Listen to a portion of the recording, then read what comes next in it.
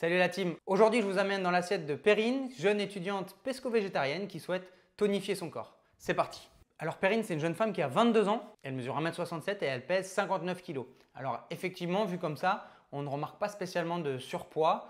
Elle a un IMC de 21,2, ce qui pourrait presque être considéré comme parfait. Et ça va être intéressant, on va creuser un petit peu le sujet de Perrine. Pourquoi elle me sollicite? Alors, Perrine, elle a un job étudiante, elle est serveuse à mi-temps dans une crêperie. Elle vit chez ses parents et elle cuisine la plupart du temps.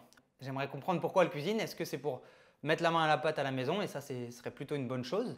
Ou alors est-ce que c'est pour pouvoir contrôler ce qu'elle mange? Et là, il y a peut-être un petit signal d'alarme ici déjà, au niveau rapport à l'alimentation. Elle a plusieurs objectifs: tonifier son corps, diminuer sa masse graisseuse, augmenter la masse musculaire tout en s'affinant. Alors, ce qui est bien, c'est que dans ses objectifs, elle ne souhaite pas perdre du poids, mais plutôt reconstruire ou en tout cas transformer son corps. Pour elle, elle a plusieurs difficultés. Elle a une vie de famille qui empêche de calculer les différents apports parce qu'elle a peur que ce comportement devienne obsessionnel. Et elle a une mère qui a une hantise de tout rééquilibrage alimentaire qu'elle voit comme une restriction. Moi, je suis assez d'accord avec sa maman, hein. Pour moi, un rééquilibrage alimentaire, ça cache souvent le mot régime. Maintenant, est-ce que c'est bon ou mauvais? C'est une autre question. Ouais, je ne suis pas sûr que pour toi, ce soit une bonne solution de calculer tes calories, hein. Calculer ses calories, ça peut devenir un comportement obsessionnel. Donc, c'est pour ça, peut-être prendre du recul. Là, ton objectif, c'est pas de perdre de poids. Je pense que là, en rectifiant peut-être tes apports simplement en parlant aliments plutôt que calories, ça pourrait être peut-être une meilleure solution pour toi. Tu vas 4 à 5 fois par semaine à la salle de sport. Tu te considères comme modérément active.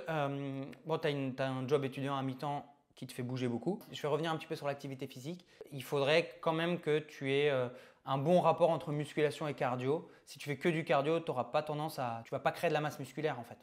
Donc là, ça va être intéressant de mettre quand même une bonne dose de musculation. Au niveau du sommeil, tu dors 8 heures, par contre, c'est pas terrible et tu sens moyennement stressé. Pas de médicaments, pas de suppléments. Tu as toujours eu une relation compliquée avec la nourriture, on y vient.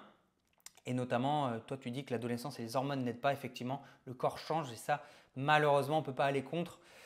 C'est la nature, c'est la vie, elle est belle la vie. Elle est belle la nature, donc ouais, on ne peut pas aller contre ça. Ok, donc il y a de la constipation, on va voir un petit peu comment on peut régler ça. Enfin, ça peut être lié à plein de choses. Manque de fibres et souvent, soit il y en a trop, soit il n'y en a pas assez. L'hydratation, ça peut jouer aussi sur le transit, donc on va aller voir un petit peu. Il y a aussi la matière grasse qui peut aussi jouer un petit peu sur le transit. Le kiwi peut vraiment aider à avoir un bon transit. Le psyllium peut aussi t'aider à aller aux toilettes. Tu fais 2 repas par jour, ça on va voir comment tu les composes, mais en fait ça veut dire que tu dois couvrir tes besoins sur 2 repas, hein. Tu as l'impression de grignoter, chocolat noir en fin de repas avec le café, et souvent ce carré se transforme en barre entière. Ok. Tu picoles un petit peu, quelques verres de rosé par semaine et c'est moins le cas en été. Eau à tous les repas, voilà. Tu ne bois pas beaucoup en dehors des repas, ça peut t'aider aussi à aller un petit peu aux toilettes. Alors le jus d'orange, qu'est-ce que j'en pense? On peut l'améliorer éventuellement en mettant une carotte ou un peu de légumes dedans qui permettrait de diminuer le taux de sucre. Et tu te fais une fois par semaine un petit resto. Ah, tu prends quand même des médicaments, tu vois, pour digérer. Alors j'aimerais bien savoir ce que c'est. Est-ce que c'est juste de la citrate de bétaïne ou c'est un médicament qui te permet d'évacuer les graisses? Ça, j'aimerais bien savoir. Et tu as une peur panique de prendre du poids et surtout du gras, ouais. Ok. Avoir un tout petit œil sur ton alimentation, ça suffit. Tu n'as pas besoin d'être dans l'excès, quoi. Tu vois, ton corps, il va pas stocker ce que tu manges en gras, quoi. Il faut que tu apportes les bonnes choses à ton corps pour que ça couvre tes besoins et surtout que ça te permette d'être actif. Après, tu m'as donné 7 jours de menu. Tu me dis qu'il n'est pas forcément représentatif de ta vie. Ouais, ce qui m'aurait intéressé, c'est de voir ce que tu fais avec tes parents aussi, hein. Mais si vous êtes amené à le remplir, les choses que vous faites le plus, comme ça, on travaille sur les 80% de votre alimentation et puis ce qui reste sur des moments un petit peu plus entre parenthèses, ben on pourra les corriger plus tard, mais c'est rarement la priorité. Tu as un budget de course de 50 € par mois, donc à voir si c'est tes parents qui font les courses et ces 50 € par mois te permettent de compléter, ou si c'est réellement 50 € par mois, parce que c'est vraiment pas beaucoup 50 € par mois. Tu fais tes courses à Leclerc, tu passes beaucoup de temps à cuisiner, parce que tu adores ça et tu adores tester des nouvelles recettes et des nouveaux produits. Tu es la seule pesco-végétarienne de la famille, et oui, ça c'est difficile, parce qu'il faut faire accepter ça aux autres, leur faire comprendre pourquoi tu fais ça. Moi, je les inclurais dans ton changement alimentaire. Si c'est un point de vue éthique, essaye de leur dire, essaye de leur expliquer, de les intégrer. Ta mère ne mange pas beaucoup de viande et ça, c'est plutôt un atout, un allié. Par contre, tu ne peux pas te permettre de leur faire tester tout puisqu'ils sont difficiles sur les crash tests. Ouais, je comprends. Alors voilà, tu peux enlever la viande et toi compléter cet apport en protéines autrement. Après, tu peux choisir des recettes qui sont sûres de fonctionner, hein, celles que tu connais. Et puis, il y a des sites qui fonctionnent bien. Liciusi est là, par exemple, qui fait des super repas végétariens. Trend Sweet Eat qui a des super aussi recettes. Tu es sûr de ne pas te rater et ça plaira à tout le monde, hein. Bon, bah voilà, on va rentrer dans le vif du sujet. Donc, tu as 3 objectifs. 1, tu veux perdre du gras tout en tonifiant ton corps. 2, il faut qu'on améliore ton transit. J'essaierai vraiment pour toi de travailler sur mon rapport au corps, mon rapport à l'alimentation pour justement ne plus avoir peur de prendre du gras ou de manger, quoi. Je vais essayer d'apporter des moyens pour atteindre ces objectifs par rapport à ce que tu m'as amené au niveau de tes informations alimentaires. C'est parti. Alors on rappelle, tu fais du sport, tu es serveuse à mi-temps et donc on ne va pas beaucoup parler calories aujourd'hui. On n'a pas besoin de parler calories pour aller vers ces 3 objectifs. 1. Pesco-végétarienne, petite sirène d'alarme, protéines. On en a dans les œufs, on en a dans le poisson. Par contre, on va voir si tu en consommes suffisamment. Skyr, granola maison, brugnon, jus d'orange maison. Un tout petit peu de protéines, 15 grammes. Tu pèses, on a dit, 59 kg. Globalement, tes apports, je les répartirais comme ça. Au moins 1,3 g de protéines par kilo de poids par jour. C'est ce qu'il faudrait pour tonifier ton corps. Et après, les glucides et les lipides, on ne les contrôle pas. Point de vigilance sur ton apport en protéines. Ton petit déjeuner, 15 g de protéines. Skyr, granola maison, brugnon, jus d'orange maison. Assez orienté glucides simples. Granola, dans le fruit et dans le jus de fruits. Sur un petit déjeuner, 15 g de protéines, c'est bien, mais pour quelqu'un qui est pesco-végétarienne, ça ne suffit pas forcément. Surtout quand il n'y a que 2 repas, je le rappelle. Café, barre de céréales Naked, là pareil, 8 g de protéines sur cette collation. Donc justement, comme tu n'as que 2 repas et que ton premier repas il n'est pas très riche en protéines, je pense que cette collation devrait être plus riche en protéines aussi. Salade, melon, concombre, avocat, fromage de chèvre, truite fumée, galette, sucré au sirop d'érable. Tes protéines, tu les trouves dans le chèvre, dans la truite. Tu ne vas pas manger 100 g de truite la plupart du temps, donc on va se retrouver avec un apport global en protéines autour de 20 grammes. Donc sur la journée, si tu es à 40 grammes, c'est bien. Hein. 40 grammes, on est loin des 1,3 g, donc on est loin des 80 grammes de protéines par kilo de poids. D'un point de vue transit, je pense que tes quantités ne sont pas suffisantes. Le deuxième jour, tu as changé de petit déjeuner cette fois-ci, 2 cracottes au sarrasin, du fromage à tartiner libanais, des œufs brouillés, bananes. Là, il y a un peu plus de protéines.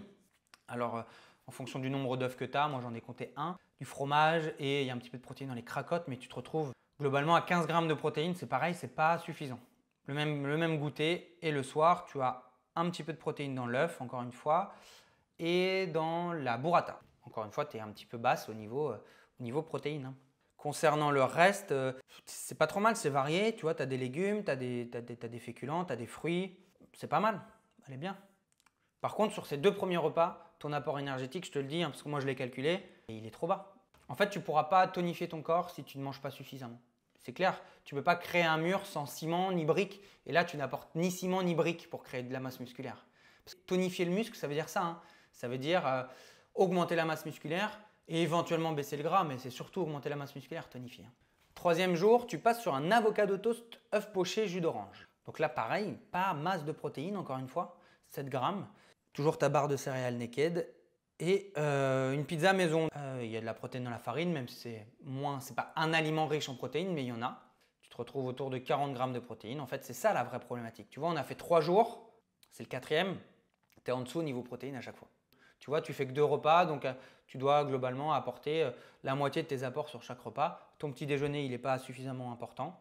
Ton dîner, là, on peut éventuellement penser qu'il suffit. Dans ce cas-là, il faudrait que ta collation soit plus copieuse. Ça peut être une piste aussi. Au niveau du 5e jour, là, tu t'es fait un petit carotte cake maison. N'hésite pas à m'envoyer ta recette, je suis assez chaud. 10 grammes de protéines, là, tu n'en as pas suffisamment, tu en as encore moins, puisque tu n'as pas du tout d'apport en protéines. Enfin, tu n'as pas un aliment spécifique qui t'apporte des protéines. Barre toujours. Et le soir, reste de pâtes, salade, melon, concombre, avocat. Là, on est sur une journée encore pire, hein, encore moins de protéines. Au niveau apport énergétique, ça peut le faire en fonction de ton assaisonnement, mais moi je pense que tu es quand même encore une fois en dessous. 6e jour, risotto de champignons, halloumi, fruits et chocolat. Donc cette fois-ci, tes 2 repas, c'est déjeuner-dîner. Halloumi riche en protéines, mais c'est pas non plus l'Amérique, attention, c'est un aliment qui contient des protéines. Carotte cake au goûter et salade melon, concombre, avocat. Encore une journée sans protéines. Là, tu couvres encore pas tes besoins en protéines. Et le 7e jour, frites de patates douces, salade, concombre, avocat, melon. On ne trouve pas de protéines non plus. Tartine de beurre de cacahuète, là on en a un petit peu, mais c'est quand même pas l'Amérique. Et puis le soir, halloumi, yaourt. À la rigueur, ton repas du soir est pas trop mal. Là encore une fois, tu n'as pas suffisamment de prot. Tu vois, on a fait 7 jours, mais tu n'as pas suffisamment de prot. Sur aucun des jours, tu as couvert ton besoin en protéines. Moi, je commencerai par ça. Ça te permettrait aussi de diminuer tes envies de grignotage, etc. si tu luttes. En tout cas, pour pouvoir tonifier ton corps, tu n'as pas le choix que d'apporter plus de protéines que ce que tu fais aujourd'hui. Pour pouvoir atteindre ton premier objectif, ajouter plus de protéines. Le deuxième, ce serait de manger un peu plus. Pour moi, tes besoins ne sont pas couverts. Donc tu peux créer un petit peu de fatigue, du coup tes entraînements peuvent être un petit peu de moins bonne qualité aussi. Ça me pose un petit peu problème. Moins d'intensité justement parce que tu es cuite. Donc ça, c'est un autre moyen, manger un tout petit peu plus.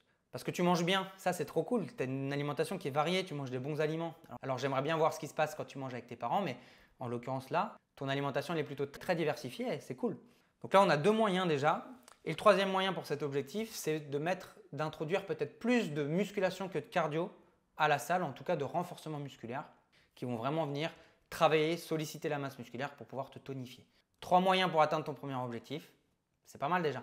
Dans tes apports là, je n'ai pas compté l'alcool ni les restaurants, mais je pense qu'en fait, ils viennent compléter tes besoins qui sont insuffisants, comme je l'ai dit. Et c'est pareil pour le chocolat.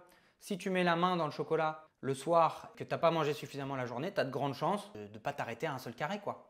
Et l'autre chose, c'est de l'accepter de le manger.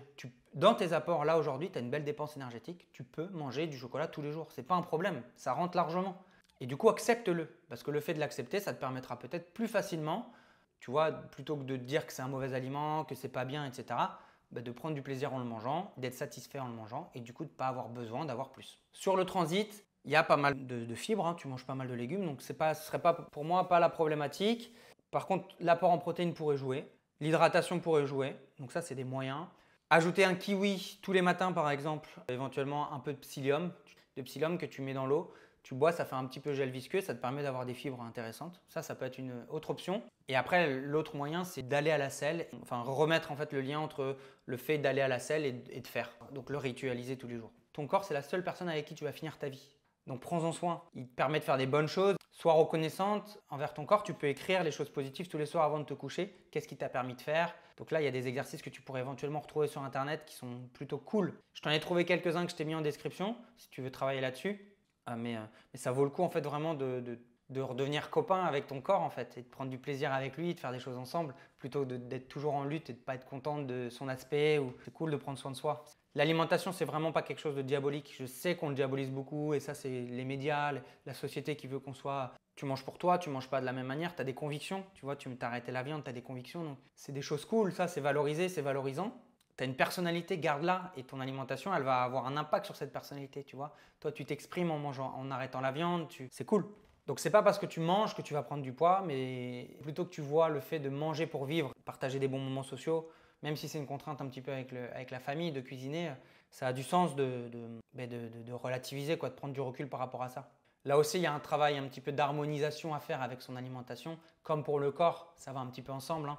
L'alimentation, c'est plutôt un remède magique à la vie en fait, plutôt qu'un poison. Et manger, ça te permet d'être en forme, de faire ton activité, de bouger plus, d'être bien dans ton corps. J'espère qu'avec ces moyens, tu vas pouvoir tendre vers tes objectifs. N'oublie pas que des objectifs sans moyens, ça reste que des rêves. Voilà, c'est fini. J'espère vous avoir apporté quelques pistes. Si vous avez aimé la vidéo, pensez à liker. Abonnez-vous pour ne pas manquer les suivantes. On se retrouve sur Instagram entre temps et la semaine prochaine pour une nouvelle vidéo. Bye bye!